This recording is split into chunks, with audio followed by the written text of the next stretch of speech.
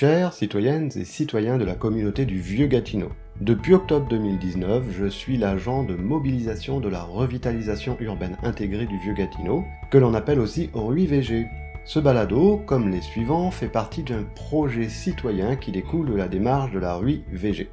Cette démarche vise l'amélioration des conditions de vie des citoyennes et citoyens en agissant à la fois sur l'économie, l'aménagement du territoire et le social, dans une perspective de développement durable, donc qui va durer dans le temps pour les prochaines générations. Toute la communauté travaille main dans la main pour réaliser les objectifs du plan d'action de la communauté ainsi que diverses initiatives citoyennes. On peut y participer de diverses façons, en restant informé de ce qui se passe dans le Vieux-Gatineau, en participant aux différentes rencontres, activités ou projets dans la communauté.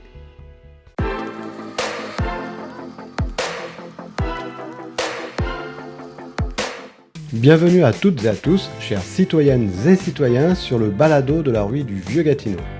En ce jour, nous abordons notre capsule avec Laurence Coulombe et Nicolas Tremblay, qui sont tous deux du Conseil régional de l'environnement et du développement durable de l'Outaouais, CREDO. Ils vont nous présenter l'organisme ainsi que le plan directeur d'aménagement destiné au Vieux-Gatineau. Dans ce cadre sera abordée la participation citoyenne sous forme de consultation. À la suite de notre entretien, je vous annoncerai quelques informations sur la RUI du Vieux-Gatineau et sur celles concernant la communauté du Vieux-Gatineau.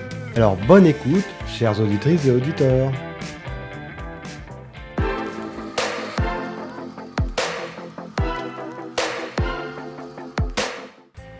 Donc bonjour Laurence et Nicolas, ça me fait plaisir de vous recevoir dans cette balado-diffusion du mois de juillet. Comment allez-vous ? Bonjour Eric, oui ça va très bien, merci pour l'invitation. Donc vous allez nous parler du CREDO, nous expliquer un petit peu ce qu'est le CREDO, le plan directeur d'aménagement donc pour le Vieux-Gatineau, ainsi que de la participation citoyenne qui va en découler.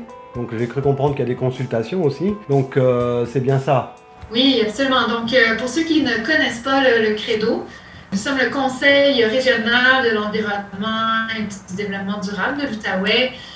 Nous avons pour mission de concerter divers acteurs autour de problématiques environnementales qui ont lieu sur le territoire de la région de l'Outaouais. On travaille actuellement sur 4 axes stratégiques spécifiques. La première étant la concertation. Ensuite, on travaille également sur les collectivités durables, l'économie durable et puis la protection des milieux naturels. D'accord. Le plan directeur d'aménagement des terrains vacants des districts de Pointe-Gatineau et Lac-Beauchamp s'inscrit directement dans l'axe stratégique collectivité durable. Oui. L'idée de produire un tel outil est venue d'une conversation avec l'élue municipale, Mme Myriam Nadeau, qui a vraiment vu un besoin d'adaptation des deux communautés suite aux premières inondations de 2017, qui ont fait déjà pas mal de ravages dans les deux communautés. Donc, l'idée d'un plan directeur d'aménagement est de trouver des solutions d'aménagement durable qui mettent en valeur vraiment les infrastructures naturelles, donc tout ce qui est arbres. On peut même parler d'agriculture urbaine. On souhaite aussi mettre de l'avant des espaces de rassemblement. Donc, des infrastructures qui permettent vraiment aux communautés de mieux vivre, si on veut, les impacts des inondations, puis aussi de s'en remettre. Parce qu'on le sait en ce moment, il y a près de 300 terrains vacants, donc des terrains dont les maisons ont été démolies. Ah, c'est beaucoup, hein? C'est énorme, c'est énorme. Pour un secteur qui est quand même relativement petit, puis très densément peuplé, c'est beaucoup d'habitations qui ont été démolies parce qu'elles avaient trop de dommages, plus de 50% de dommages, donc on ne pouvait pas reconstruire. Puis donc les terrains ont été rachetés par le gouvernement et cédés à la ville de Gatineau. Les terrains sont maintenant la propriété de la ville. Oui. Et puis, donc c'est pour ça que le CREDO développe un plan directeur d'aménagement en ce moment. Quel est votre lien avec la ville? On a une relation de partenaire. Le CREDO pilote le projet de plan directeur d'aménagement. Euh, Puis notre mandat est vraiment d'aller mobiliser les forces vives là, des deux districts, puis les amener à communiquer autour justement de propositions. La Oui, ville fait partie de cette discussion. Donc on cherche vraiment à développer des aménagements qui vont répondre autant à des besoins de la communauté qu'au règlement municipal et gouvernemental en place en ce moment. d'accord. Et donc le plan d'aménagement du territoire, donc le PDA hein, pour simplifier, lui il est né suite aux inondations et aux dégâts qu'ont fait les inondations de 2017. Effectivement, à ce moment-là, en 2017, on ne se doutait vraiment pas qu'il allait y avoir les inondations de 2019. La récurrence des inondations, on peut dire, qui est entre autres liée justement au changement climatique, où les inondations, ce n'est pas un phénomène nouveau Mhm. pour les deux communautés, mais c'est la fréquence, là, c'est-à-dire le court laps de temps entre deux sinistres là, assez important. Oui, Euh, donc ça, c'est vraiment en lien, entre autres, avec les changements climatiques. Puis déjà en 2017, on avait cette réflexion. Euh, on se dit, bon, on a un territoire là, qui a été lourdement touché par des inondations. Il y a des impacts économiques, des impacts sociaux importants. Qu'est-ce qu'on peut offrir comme solution? Donc, quelle vocation? Les questions qu'on s'est posées, c'est quelle vocation peuvent avoir ces lots? On ne désire pas les laisser vacants là, oui. comme ça en pleine ville. Il faut vraiment leur trouver une vocation. Donc, c'est ça la réflexion qu'on a avec le plan directeur d'aménagement. Donc vous y réfléchissez depuis quoi depuis un certain temps déjà. Oui, oui, oui. Je te dirais que bon, les inondations de 2019 nous ont amenés à se questionner encore plus sur la manière dont le PDA prendrait forme, Hmm. comment est-ce qu'on allait le réaliser. Les échéanciers ont été bousculés, là, bien évidemment. Puis ben là, c'est vraiment à partir là, de l'été 2019 qu'on a pu amorcer la réflexion à l'interne avec bon, l'équipe de création, l'équipe de réalisation, puis ensuite vraiment là, amorcer la démarche là, au printemps 2020. D'accord. Et là vous êtes combien à vous concerter avec des partenaires vous êtes combien de partenaires qui sont vos partenaires? Oui, donc on a des partenaires qui sont super pertinents pour la démarche. Notre premier partenaire est l'atelier de design MandaWorks, qui est un atelier basé en Suède, Ah oui. qui fait des projets internationaux justement en lien avec la revitalisation, puis l'occupation des rives en milieu urbain. Il y a des projets qui se sont faits partout, mais celui qui est intéressant, là, c'est celui qui se passe actuellement à Brooklyn. Euh, donc ça, c'est notre premier partenaire là, qui a vraiment une belle expertise à amener à Gatineau. Ensuite, notre deuxième partenaire est l'organisme pan-canadien Amis des parcs, Oui. en anglais Park People, qui eux ont vraiment une expertise en concertation des citoyens, des communautés en lien avec l'espace urbain. Comment Mhm. est-ce qu'on développe des programmations, des parcs, entre autres? Comment, justement, on se réapproprie l'espace urbain? Donc, c'est deux belles expertises qu'on a été chercher pour réaliser le plan directeur d'aménagement des secteurs Pointe-Gatineau et du Lac-Beauchamp. Oui. Puis ensuite, le quatrième partenaire impliqué est la ville de Gatineau, qui est propriétaire de ces terrains. Puis, on mobilise également des organismes du milieu, dont l'ARMI, Oui. qui nous aident vraiment à faire le lien avec les communautés, qui facilitent la mobilisation via leur réseau. Donc, c'est vraiment un bel écosystème d'acteurs très diversifiés qui ont des perspectives complémentaires puis vraiment pertinentes pour ce genre de réflexion. Ah oui, oui, c'est vrai que c'est très intéressant. Et comment est-ce que vous voyez donc la mise en place en fait du plan d'aménagement ou comment est-ce que vous l'organisez? On a des réflexions en ce moment à savoir, nous, on fait une réflexion au niveau du potentiel d'aménagement. Puis, on essaie justement d'avoir une réflexion, savoir comment va se concrétiser nos propositions. Mhm. Donc, on a une réflexion au niveau de la faisabilité, à savoir, bon, combien de temps, par exemple, pourrait prendre l'aménagement d'un type de proposition, qui pourrait prendre en charge l'aménagement, quel est l'horizon financier de chacune des propositions. Donc, c'est le genre d'information qu'on développe et qu'on va transmettre à la ville de Gatineau pour que par la suite, elle puisse mettre en place les différentes recommandations. Puis il faut savoir que ce qu'on développe, c'est vraiment ancré dans les besoins identifiés par les citoyens. Donc, c'est vraiment un processus très participatif, autant au niveau des besoins de la ville que des besoins de la communauté. D'accord. Et pour la communauté donc, du Vieux Gatineau, qu'est-ce que vous allez mettre en place justement pour que le PDA voit le jour? Ce qu'on réfléchit en ce moment, les propositions vont prendre la forme d'une boîte à outils. Donc, on développe des outils qui sont rassemblés sous forme de 5 familles. Donc, on a les lots nature. Donc, c'est des propositions qui mettent de l'avant vraiment des infrastructures plus naturelles. Donc, des arbres, une forêt urbaine. On peut y intégrer également des éléments d'art ou de commémoration. Ensuite, on a la famille de lots rassembleurs, où on suggère certaines activités qui peuvent être réalisées, puis même des infrastructures qui peuvent être installées pour les soutenir.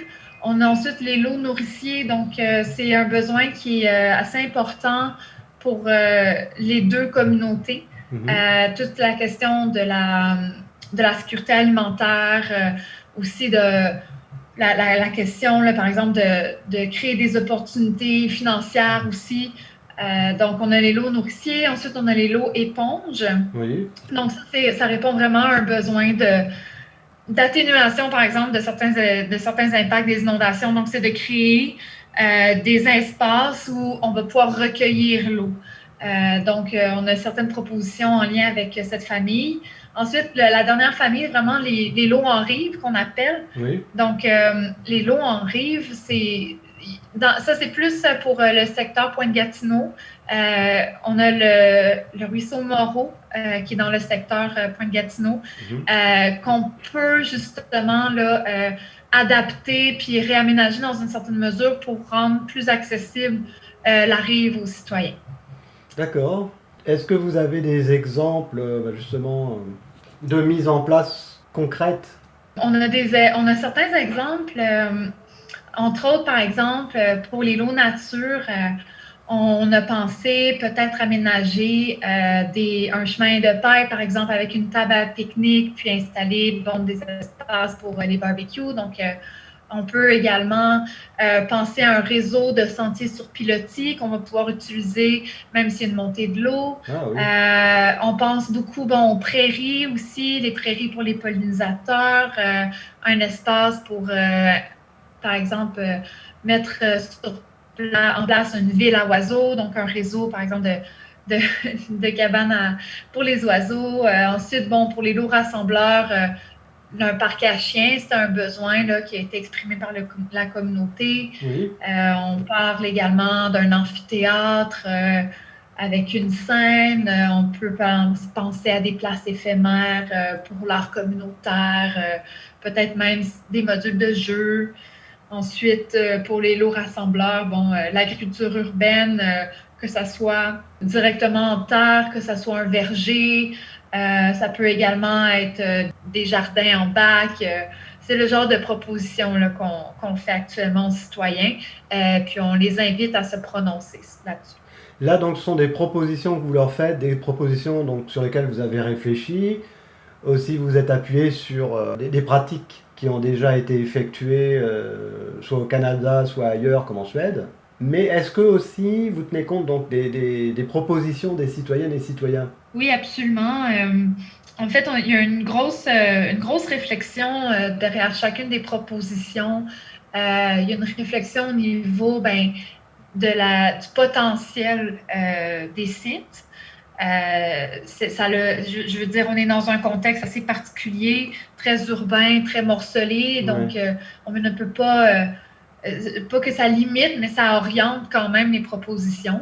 Ensuite, on regarde aussi au niveau du règlement parce que Oui. bon, on est en zone inondable, hein, on se rappelle, donc on ne peut pas installer des infrastructures permanentes. On évite le plus possible le remblai, le déblai. Ensuite, nous avons consulté, dans le cadre du comité de travail, plusieurs acteurs qui ont une bonne idée des besoins de leur secteur, de leur milieu. Oui. Puis, finalement, on a consulté également les citoyens par un questionnaire un questionnaire à cette étape qui était très large pour exprimer un peu, leur donner l'occasion d'exprimer leur vision, puis leurs besoins. Là, en ce moment, au mois d'août, Oui. ce qui s'en vient, c'est vraiment, on propose quelque chose de très concret aux citoyens. Oui. La première étape, c'était pour nous orienter, nous nourrir. Et puis là, cette deuxième étape qui commence bientôt, c'est quelque chose de très, très concret. Mais encore une fois, les propositions sont des propositions. Ce n'est pas quelque chose qui est final. On a encore une belle place pour bonifier tout ça, pour s'assurer que on répond bien aux besoins là, des communautés. Donc, est-ce que vous pouvez nous expliquer comment va se dérouler justement la participation, la consultation, comment ça va se passer? Oui, dans le cadre de la deuxième phase du projet PDA, le processus consultatif là, qui va se dérouler dans une démarche un peu plus, dans une vision participative, Oui. vraiment, il va vraiment avoir un objectif de prendre en compte les avis dans le but de les intégrer au développement de cette fameuse boîte à outils qu'on parle. Il va y avoir deux façons de participer à ce processus consultatif. D'abord, la première façon que les citoyens de Pointe-Gatineau et du lac Beauchamp, du Gatineau, Oui. vont pouvoir y participer, ça va être en personne. Donc, en personne, les citoyens vont recevoir un dépliant postal accompagné d'un sondage. Oui. Avec ces derniers, ils vont pouvoir, il va y avoir des instructions relatives à la participation. C'est-à-dire, dans le dépliant, on va donner des instructions comment participer. Donc, on va par exemple donner accès à un plan où est-ce qu'un panneau consultatif va être dessus. Oui. Dans le fond, les citoyens vont être invités à se diriger à un panneau consultatif qui va être planté sur un lot vacant dans leur secteur. Ce panneau consultatif va vraiment avoir comme objectif de présenter la boîte à outils, de présenter chacune des propositions d'aménagement en plus grand détail. Oui. Donc, le dépliant et le panneau vont être complémentaires à un et l'autre. Dans le but d'être vraiment accessible, il va y avoir une deuxième façon de participer. Ça va être la version en ligne. Donc, c'est un peu la même idée. On veut aller recueillir les premières impressions, les avis des citoyens. Sauf que cette fois-ci, justement, on n'a pas besoin de se déplacer. Ça va être tout être sur Internet. Il va y avoir un sondage. Le panneau va être en version en ligne. Il va y avoir toutes les instructions relatives à la participation sur le site web du Credo. La version en ligne aussi, qu'est-ce qui est important à noter, c'est qu'elle est ouverte à tous les citoyens, à la population en général, Oui. et non juste aux citoyens de Pointe-Gatineau et du lac Beauchamp. C'est dans l'optique d'aller recueillir le plus d'avis de première impression possible, dans le fond. C'est qu'est-ce qui va nous permettre d'avoir un éventail un peu plus large sur notre feedback, là, si on veut. D'accord. Et puis donc c'est important que tout le monde participe et donne son avis et ses idées durant cette consultation. Oui, définitivement. La participation citoyenne, c'est l'élément clé dans ce processus. Euh, la participation citoyenne a vraiment une importance et un impact quant au développement du projet, mais aussi au développement de chacune des propositions d'aménagement. Comme Laurence l'a dit plus tôt, ce feedback-là va nous servir de bonifier et d'ajuster les propositions qu'on a développées à partir des données récoltées durant l'étape 1. Oui. Donc, non, c'est ça, la participation citoyenne, c'est l'élément clé ici dans la phase 2. Donc vous vous donnez combien de temps? Donc là, il y a la consultation. La consultation dure combien de temps? La consultation va durer 1 mois, dans le fond, tout le mois d'août. Puis, on parle d'étape 1, d'étape 2. À la fin, quand on arrive au début septembre, on récolte toute l'information. Puis ensuite, on l'analyse encore une fois. Oui. Puis là, on rentre dans l'étape 3 qui est vraiment de mettre, de finaliser les propositions, de les faire...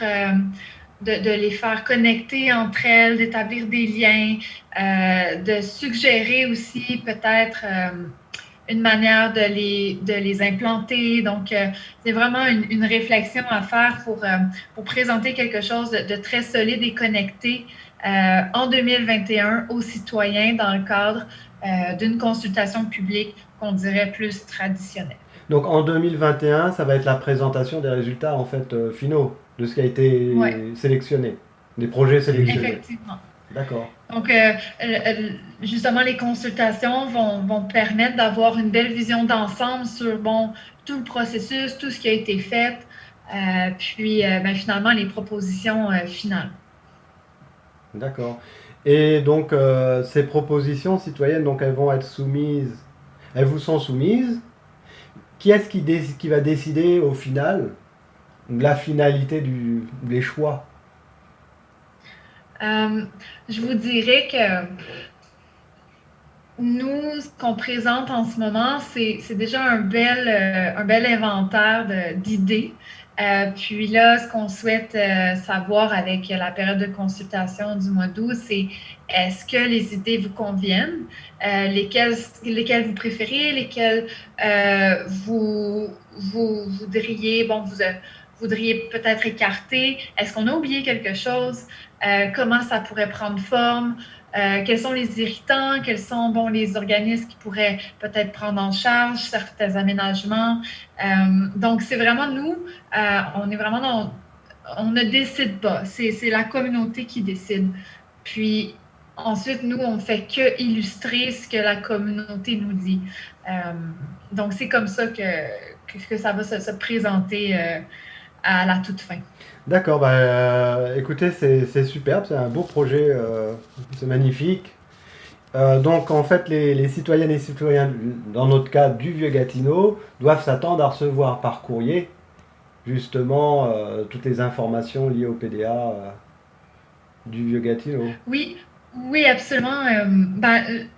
Faut dire aussi que, avec le COVID et puis la crise sanitaire, on s'est assuré que chacune des manières de participer dans le processus consultatif respecte la sécurité. On s'assure de maintenir les mesures de sécurité en place. Donc, oui, il y a une manière de participer en personne. Puis, si vous vous présentez au panneau qui va être disponible dans votre communauté, on vous invite à quand même respecter les mesures en place. Puis si vous ne pouvez pas vous déplacer, il y a toujours possibilité d'aller en ligne. Donc, on s'est vraiment assuré que tout le monde pouvait participer puis que c'était quand même un processus inclusif. C'est parfait. Est-ce que vous avez une dernière chose à ajouter pour nos concitoyennes et concitoyens du Vieux-Gatineau?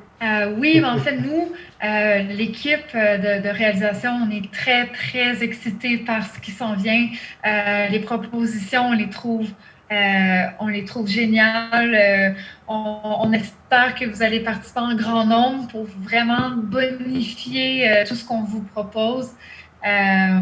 Puis, si vous avez des questions, n'hésitez pas à nous contacter. Là, on met toujours nos coordonnées sur chacun des outils. Si ce n'est pas clair, appelez-nous, on va pouvoir discuter.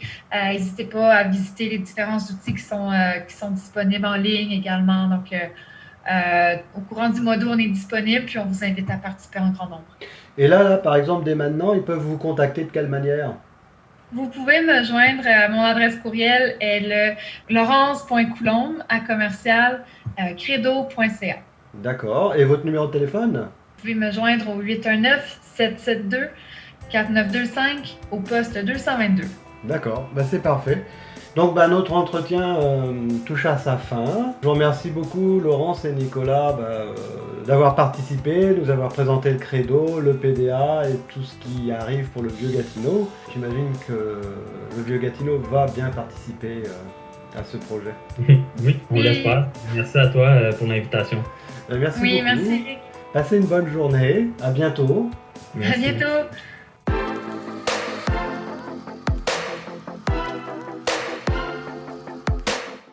Voici les infos de la RUI du Vieux-Gatineau.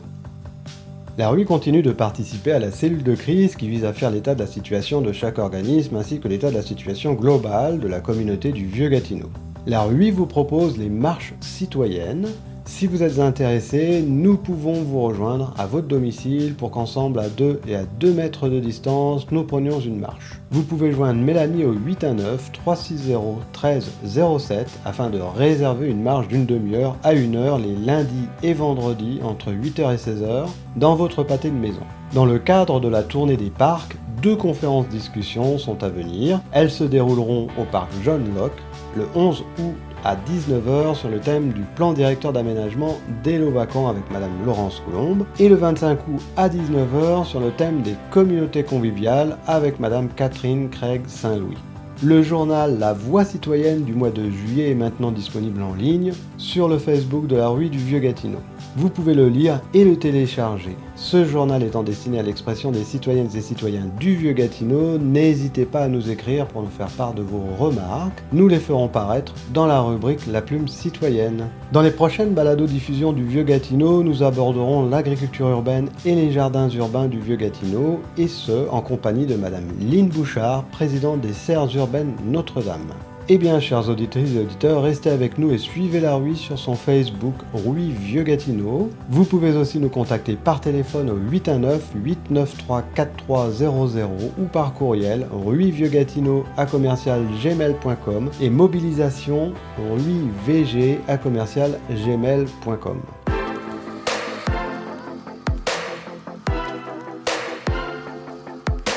Voici maintenant les informations du Vieux-Gatineau. Concernant les infos travaux sur la rue Notre-Dame et sur la plage du marché, vous pouvez les suivre sur le site internet de Jean-François Leblanc à l'adresse suivante http://jean-françoisleblanc.ca réaménagement de la rue Notre-Dame, ou alors sur le site de la ville de Gatineau www.gatineau.ca/travaux. Le marché public se déroule tous les vendredis de 10h à 16h jusqu'au 4 septembre 2020. Il est situé sur le stationnement de la commission scolaire des Draveurs. Venez nombreuses et nombreux déguster mais aussi découvrir les produits locaux et artisanaux qui vous seront proposés. Vous y trouverez aussi lavabo et toilettes adaptés et les mesures sanitaires et de distanciation seront appliquées. Les Serres urbaines Notre-Dame sont à la recherche de bénévoles, et oui, de bénévoles qui viendraient leur donner un coup de pouce. Si vous êtes intéressé par l'entretien du jardin urbain du Vieux-Gatineau situé sur la rue Maine, en face des produits forestiers résolus, ou si vous voulez devenir membre du comité de jardinier du jardin urbain du Vieux-Gatineau, n'hésitez pas à contacter les Serres urbaines Notre-Dame. Pour tout renseignement ou pour vous inscrire, appelez Ignacio Zarate, qui est le directeur, au 819 500 2769 ou Hugues Laforge qui est le responsable du jardin urbain au 819 318 16 43. La GAP continue de fournir sur son Facebook entre autres des informations pertinentes sur les commerces et entreprises. Vous y trouverez aussi les informations sur la poursuite des travaux de réfection de la rue Notre-Dame. N'oubliez pas que même pendant ces travaux, vous y avez accès, alors n'hésitez pas à vous y rendre. Multiservice Vert propose du gel hydroalcoolique ou encore des masques de protection contre la Covid-19. N'hésitez pas à vous y rendre, le magasin est situé au 305 rue Notre-Dame. Rendez-vous aussi sur son site Facebook pour y trouver des produits qui vous intéressent, des idées recettes ou encore des promotions. L'entraide familiale tient un service de dépannage alimentaire.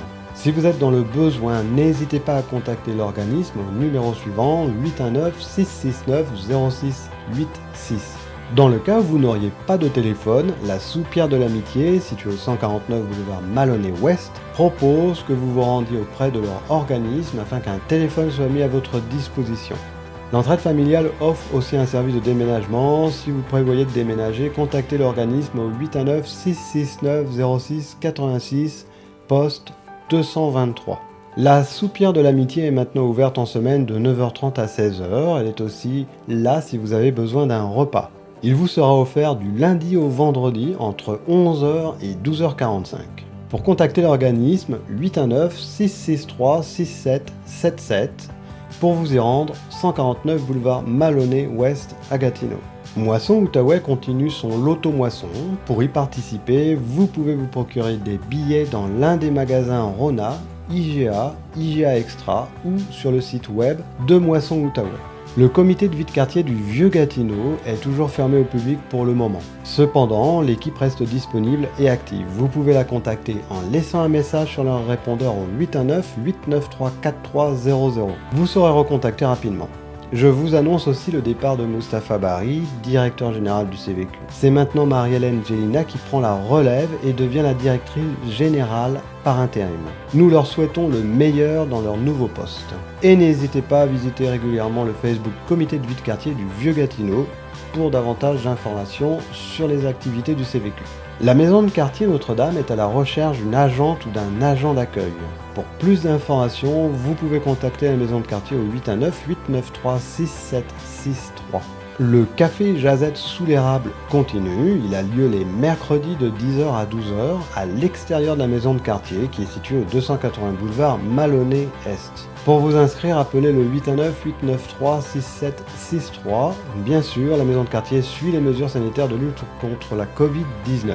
L'animation estivale pour les enfants se poursuit les jeudis de 10h à 11h30 au parc John Locke, toujours dans le respect des mesures sanitaires. L'inscription se fait au 819 893 6763. La maison de quartier organise aussi le club de lecture. Il a lieu les mardis aux 3 semaines de 10h à 11h30 au parc John Locke. La participation se fait sur inscription. Par ailleurs, les inscriptions sont en cours pour le programme Habits de neige, pour le magasin Partage, ainsi que pour le jardin communautaire sans quartier. Le centre de pédiatrie sociale du Vieux-Gatineau a une nouvelle adresse. Il se trouve maintenant au 360 boulevard Maloney Est, niveau 300, et l'entrée du centre se fait par le 194 rue Harold. L'équipe vous y attend pour y accueillir les enfants et leurs familles. Dans le cadre de la tournée des parcs, les activités culturelles et de loisirs se poursuivent dans le Vieux-Gatineau tout le long du mois d'août. Vous trouverez la programmation sur le site Facebook du comité de vie de quartier du Vieux-Gatineau ou sur celui de la GAP.